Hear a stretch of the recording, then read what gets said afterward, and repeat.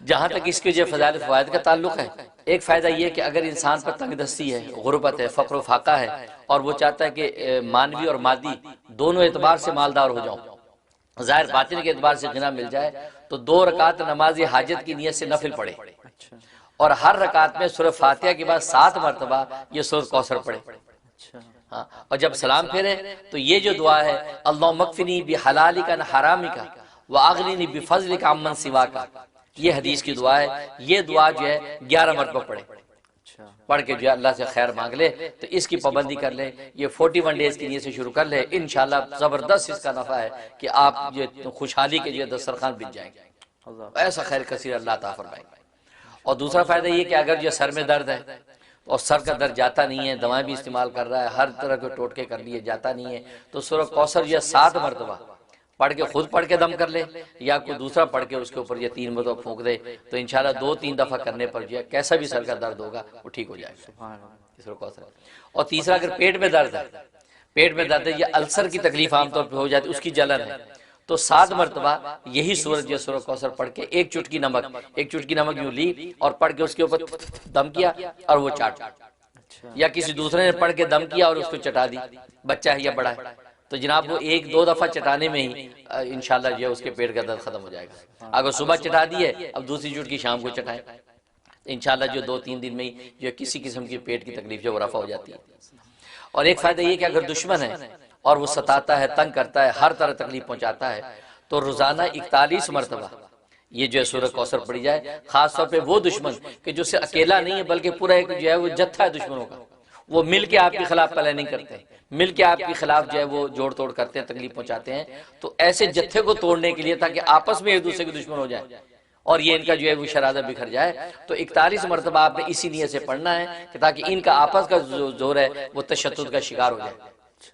تو یہ 41 مرتبہ پڑھیں، اول آخری 11 مرتبہ درود شریف یہ پڑھ کے جو دعا کر لیں، انشاءاللہ یہ 21 دن کریں گے، 21 دن کے اندر ہی اللہ تبارک و تعالی کسی بھی قسم کی جو ہے وہ سازشی لوگ ہوں گے ان کو اللہ تبارک و تعالی تتر بتر کر دیں گے، یہ اس کا نفع ہے۔ اور ایک اس کا فائدہ یہ ہے کہ اگر انسان جو ہے اس کو 313 مرتبہ پڑھے، روز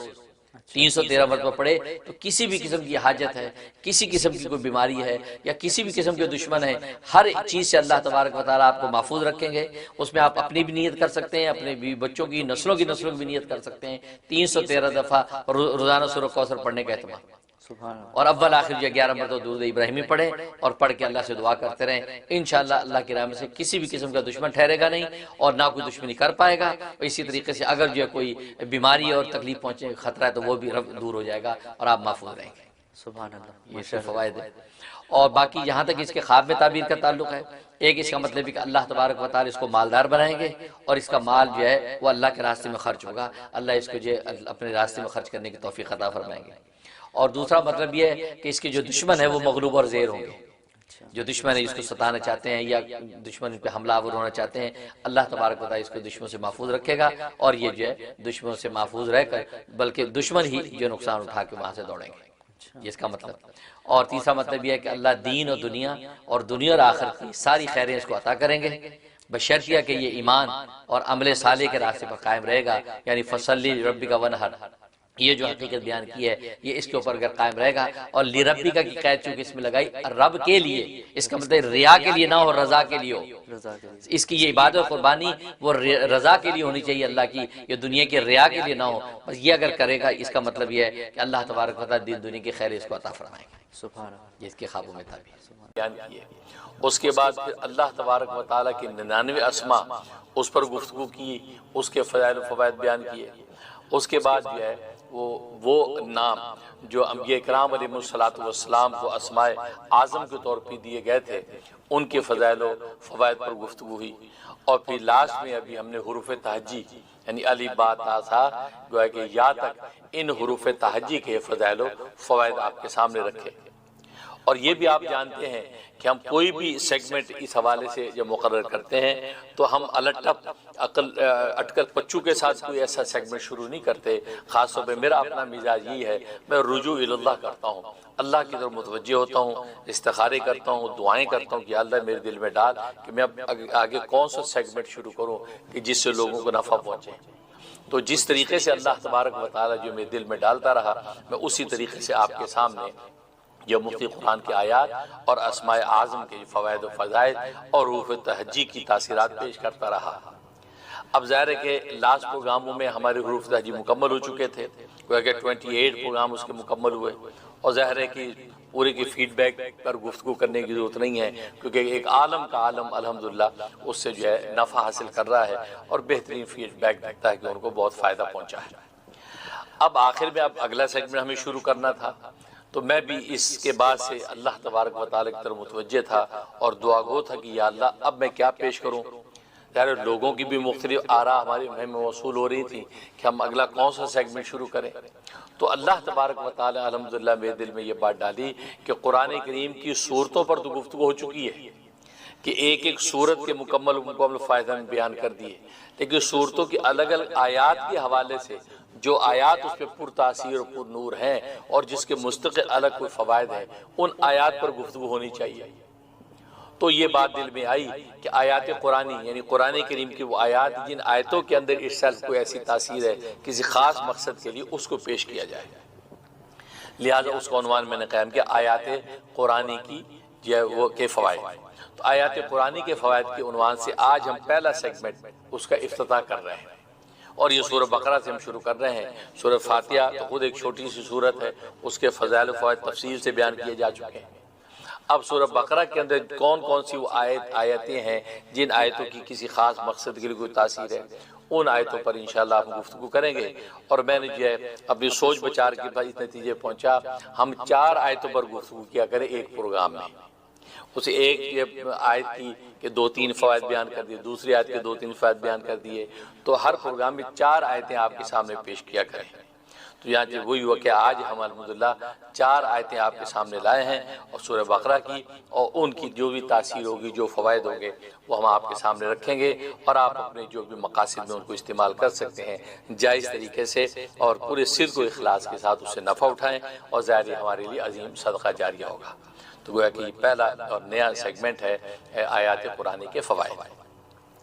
اس حوالے سے سب سے پہلے جو ہے ہم آیت پیش کرتے ہیں، اور وہ آیت ہے سورہ بقرہ کی آیت نمبر 71 آیت ہے۔ تو اس میں اس کا ایک ٹکڑا ہے، تو اللہ تبارک و تعالیٰ ارشاد فرماتے ہیں اعوذ باللہ من الشیطان الرجیم فَذَبَحُوهَا وَمَا كَادُوا يَفْعَلُونَ۔ بس وہ لگتے نہیں تھے کہ ذبح کریں گے، مگر انہوں نے ایسا کر لیا۔ تو گویا کہ لگتا نہیں تھا وہ ذبح کریں گے، مطلب یہ اشارہ اصل میں دیا، یہ وہ واقعہ جو گائے کا واقعہ ہے، بنی اسرائیل کے اندر ایک قصہ پیش آیا تھا کہ جو وہ گائے کو ذبح کیا جائے، لیکن یہ کہ وہ گائے کو ذبح کرنے کے لیے تیار نہیں تھے، ہیر حجتیں کرتے رہے یہاں تک کہ سارے ان کی اشکالات شبہات دور ہو گئے۔ تو اللہ تبارک و تعالیٰ نے جو انہوں نے ذبح کر دی گائے، اور پھر جو مقصد حاصل ہوا اس پر جو ہے اللہ تبارک و تعالیٰ نے آیات پیش کی فَذَبَحُوهَا، پھر اس کو ذبح کیا، یعنی بنی اسرائیل گائے کو ذبح کر دیا، اور وہ لگتے نہ تھے کہ وہ ایسا کر لیں گے، لگتا نہیں تھا کہ وہ ذبح کریں گے، لیکن یہ کہ باہر انہوں نے گائے کو ذبح کیا۔ یہ آیت ہے، یہ آیت جو 71 ہے، اس کے مختلف فوائد پیش کیے گئے ہیں۔ اس کا سب سے بڑا فائدہ ہے کہ پھل یا کوئی ایسی چیز جس کو آپ کاٹ کر اس کی مٹھاس یا شیرینی کے متمنی ہوں کہ یہ چیز میٹھی نکلے، اس میں اس آیت کو بڑی تاثیر ہے۔ اس کا طریقہ یہ ہے، مثلا آپ نے پھل کاٹنا ہے، خربوزہ خاص طور پہ، خربوزہ اب جاتے ہیں آپ کاٹے اور وہ میٹھا نکلے، تو آپ اس آیت کو جو ہے وہ 3 مرتبہ چھری کو پر دم کریں، فَذَبَحُوهَا وَمَا كَادُوا يَفْعَلُونَ فَذَبَحُوهَا وَمَا كَادُوا يَفْعَلُونَ فَذَبَحُوهَا وَمَا كَادُوا يَفْعَلُونَ 3 دفعہ پڑھ کے چھری پہ دم کریں اور بسم اللہ کر کے خربوزہ کاٹیں، یا اسی طریقے سے تربوز کاٹیں، یا اسی طریقے آم کاٹیں، امرود کاٹیں، تو کوئی بھی ایسا پھل کہ جس کے کاٹنے کے بعد آپ اس کے میٹھے ہونے کے متمنی ہوں، تو آپ یہ پڑھ کے دم کر کے کاٹیں گے تو انشاءاللہ وہ پھل میٹھا نکلتا ہے۔ اور یہ بارہا کا تجربہ ہے کہ بظاہر وہ پھیکے بھی ہوں، لیکن اللہ تبارک و تعالی اس کلام میں ایسی تاثیر ہے کہ یہ پڑھ کے جب کاٹا جاتا ہے تو واقعی وہ میٹھا ہو جاتا ہے، اس میں اللہ تبارک و تعالی مٹھاس پیدا کر دیتے ہیں۔ یہ ایک تاثیر۔ دوسری تاثیر یہ کہ کوئی اور چیز ہے، پھل نہیں ہے، کوئی اور ایسی چیز ہے جس کے بارے میں آپ چاہتے ہیں کہ یہ میٹھی ہو، اس کے اندر مٹھاس محسوس ہو، ایسا چاہتے ہیں تو وہ اس چیز کو بھی آپ کی جب اس 3 مرتبہ آیت پڑھ کے دم کر کے بسم اللہ کر کے کاٹیں گے تو اس چیز کے اندر اللہ تبارک و تعالیٰ مٹھاس پیدا کر دیں گے۔ تو گویا کہ یہ اس آیت کی تاثیر ہے۔ دوسری آیت جو ہے سورہ بقرہ کی آیت نمبر جو ہے وہ 137 نمبر آیت ہے، اور اس میں اللہ تبارک و تعالیٰ ارشاد فرماتے ہیں اعوذ باللہ من الشیطان الرجیم فَسَيَكْفِيكَهُمُ اللَّهُ وَهُوَ السَّمِيعُ الْعَلِيمُ، سو اب کافی ہے تیری طرف سے ان کو اللہ، اور وہ یہ سننے والا جاننے والا۔ یہ 137 نمبر آیت ہے۔ یہ بس اللہ تبارک و تعالیٰ ان کو کافی ہے۔ اصل بھی یہ رسول اللہ صلی اللہ علیہ وسلم کو تسلی و اطمینان دلایا جا رہا ہے کہ یہ کفار و مشرکین، یہ یہود و نصارہ آپ پہ حسد کرتے ہیں، عناد کرتے ہیں، بغض کرتے ہیں اور آپ کو نقصان پہنچانے کی کوشش کرتے ہیں، لیکن آپ اس طرف سے بالکل مطمئن رہیں، اللہ تبارک و تعالیٰ براہ راست آپ کی حفاظت کریں گے اور ان دشمنوں کے لیے کافی ہو جائیں گے۔ آپ کسی قسم کی ٹینشن لینے کی ضرورت نہیں، آپ اشاعت دین، دفاع اسلام میں لگے رہیں، دعوت تبلیغ میں لگے رہیں، باقی ان کے حوالے سے اللہ تبارک و تعالیٰ آپ کی پروٹیکشن کریں گے۔ یہ آیت ہے تو فَسَيَكْفِيكَهُمُ اللَّهُ وَهُوَ السَّمِيعُ الْعَلِيمُ، اس کو یہ کسی ناراض کو راضی کرنے میں بڑی تاثیر ہے۔ مطلب حاکم ہے یا آپ کے دفتر کا باس ہے یا کوئی بھی بڑا جو آپ سے ناراض ہو گیا ہے، اس کے اندر اس کی زبردست تاثیر ہے۔ اس آیت کو آپ 11 مرتبہ پڑھیں، 11 مرتبہ پڑھیں، اول آخر ایک مرتبہ درود ابراہیمی پڑھ لیں، پڑھ کے ہاتھوں دم کے چہرے پھیرے سینے پہ پھونک لیں، اور وہ شخص جا کے ملے، انشاءاللہ اللہ تبارک و تعالی اس کے دل کو مہربان کر دیں گے اور اس کے دل کی ناراضگی دور ہو جائے گی۔ یہ ایک تاثیر ہے۔ یا یہ کہ اگر پڑھ نہیں سکتے تو اس کا تعویذ بنا لیں، اس آیت کو کاغذ بھی لکھ کے تعویذ بنا کے اپنے بازو پہ باندھ کے چلے جائیں۔ مرد سیدھے بازو پہ باندھے، عورت الٹے بازو پہ باندھے، تو یہ باندھ کے چلے جائیں، انشاءاللہ جو وہ راضی ہو جائے گا، وہ حاکم ہے، باس ہے، جو بھی حکمران ہے، تو انشاءاللہ آپ کے حق میں یہ بات کرے گا۔ دوسری تاثیر یہ کہ میاں بیوی میں کوئی ناراض ہو گیا ہے، اب میاں بیوی میں کوئی ناراض ہو، اس کو راضی کرنا مطلوب ہے، تو اس کا طریقہ بھی یہی ہے کہ 11 مرتبہ بیوی پڑھ کے ہاتھوں میں دم کر چہرے پہ پھیرے اور اسے جا کے گفتگو کرے، اللہ اس کے دل کو مہربان کر دے گا۔ اور یا یہ کہ اس کو لکھ کے اپنے الٹے بازو پہ باندھ کر جائے تو میاں آپ کا راضی ہو جائے گا۔ یا بیوی ناراض ہے تو میاں 11 مرتبہ پڑھ کے ہاتھوں میں دم کر چہرے پہ پھیرے یا بنا کے تعویذ سیدھے بازو باندھ کے بیوی سے بات کرے، انشاءاللہ وہ راضی ہو جائے گی۔ تو گویا کہ میاں بیوی اگر کوئی ناراضگی ہو گئی تو اس کے لیے اس کے اندر تاثیر۔ اس کے علاوہ کوئی بھی رشتہ، کوئی بھی عنوان ایسا کوئی ناراض ہو گیا، بھائی سے ناراض ہو گیا، بہن بھائی سے، ماں باپ، گویا کہ کوئی بھی رشتہ جو ناراضگی اور اس کو رضامندی میں جو آپ نے تبدیل کرنا ہے، اس کا یہ طریقہ ہے کہ آیت 11 مرتبہ پڑھیں اور پڑھ کے جو ہے اپنے اوپر دم کر کے چلے جائیں، اور جو ہے یا یہ کہ لکھ کے بازو پر چلے جائیں، انشاءاللہ اللہ کی رحمت سے اس کی ناراضگی دور ہو جائے گی۔ اس کے بعد تیسری آیت ہے 156 نمبر سورۃ بقرہ، آیت نمبر 156۔ اعوذ باللہ من الشیطان الرجیم قالوا انا للہ وانا الیہ راجعون، تو وہ کہتے ہیں ہم تو اللہ ہی کا مال ہیں اور ہم اسی کی طرف لوٹ کر جانے والے ہیں۔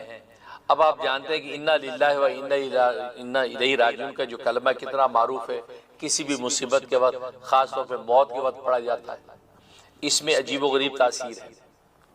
کیونکہ اس کے اندر یہ کہا گیا کہ ہم اللہ ہی کا مال ہیں اور اللہ ہی کی طرف لوٹ کر جانے والے ہیں،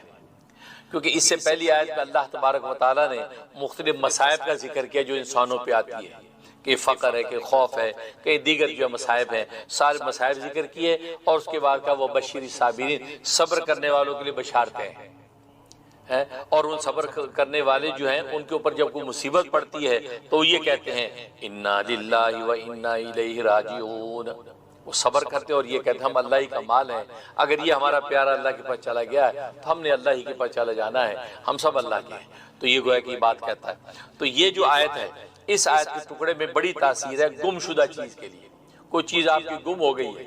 اب اس کے لیے آپ پریشان ہیں، گمشدہ چیز جو ہے وہ مل جائے، اس کے لیے ہے کہ آپ اس کو 101 دفعہ اس آیت کا ورد کریں، 101 دفعہ اس آیت کا ورد کریں، اول آخر جو ہے 11 مرتبہ درود ابراہیمی، بیٹھ کے ایک جگہ پہ 101 مرتبہ انا للہ و انا الیہ راجعون، انا للہ و انا الیہ راجعون 101 دفعہ پڑھیں۔ پڑھنے کے بعد دعا کر لیں کہ یا اللہ میری جو کوئی گمشدہ چیز ہے وہ مجھے مل جائے۔ یہ دعا کر کے آپ اس کو تلاش کرنا شروع کریں، انشاءاللہ بہت جلدی وہ چیز آپ کو مل جائے گی۔ اگر نہیں پہلے دن ملی دوسرے دن پھر کریں، 3 دن آپ یہ عمل کریں، انشاءاللہ 3 دن میں آپ کی گمشدہ چیز مل جائے گی۔ یہ بہت مجرب ہے۔ اسی طریقے سے اگر کوئی آدمی گم ہو گیا ہے، اب آدمی گم ہو گیا ہے تو اب اس کے لیے کیا کریں؟ اس کا بھی یہ طریقہ ہے کہ آپ اس آدمی کے نام کی عدد نکال لیں۔ اس آدمی کا نام مثلا علی ہے، علی محمد علی ہے تو علی کے 110 بنتے ہیں، محمد کے 92 بنتے ہیں۔ 110 اور 92 کو جمع کر لیں، ٹوٹل کتنا بنا؟ اتنی تعداد میں آپ اس کا ورد کریں، روزانہ اس کا ورد کریں۔ اول آخر 3 مرتبہ درود ابراہیمی پڑھیں، اور پڑھ کے جو گمشدہ جو بھی ہے، بچہ گم ہو گیا ہے، بھائی بہن گم ہو گیا ہے، یا ماں باپ میں سے کوئی اغوا اور گم ہو گیا ہے، تو جب اس کی دعائیں کرتے رہیں، 21 دن پابندی سے کریں، انشاءاللہ اس کا سراغ مل جائے گا کہ وہ آدمی کہاں ہے، انشاءاللہ اس کی خیر پتہ چل جائے گی۔ تو گمشدہ چیز ہو یا گمشدہ کوئی انسان ہو، اس کے تلاش کرنے میں اس آیت کو زبردست تاثیر ہے، انشاءاللہ وہ چیز مل جاتی ہے۔ اور اگر وہ چیز بالفرض خدا نخواستہ نہیں ملی تو اس سے اعلیٰ اور عمدہ چیز اللہ تبارک و تعالیٰ آپ کو عطا کر دیتے ہیں۔ تو اس آیت کے اندر یہ تاثیر ہے۔ اس کے بعد چوتھی آیت جو ہے، چوتھی آیت سورہ بقرہ آیت نمبر 165۔ اعوذ باللہ من الشیطان الرجیم ومن الناس من يتخذ من دون الله اندادا يحبونهم كحب الله والذين آمنوا اشد حبا لله ولو يرى الذين ظلموا اذ يرون العذاب ان القوة لله جميعا وان الله شدید العذاب۔ اور بعض لوگ وہ ہیں